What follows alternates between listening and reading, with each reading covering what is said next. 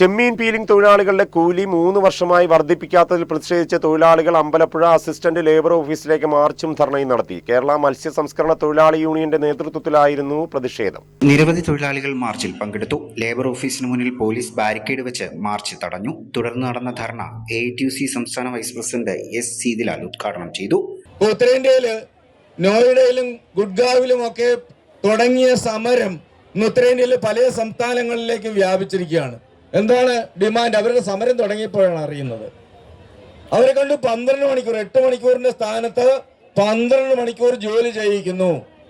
മാസം അവർക്ക് 9,000 രൂപയാണ് അവർക്ക് കൂലിയായിട്ട് കൊടുക്കുന്നത്. കരാർ തൊഴിലാളികൾ എന്ന ഓമന പേരിലാണ് അവർ അറിയപ്പെടുന്നത്.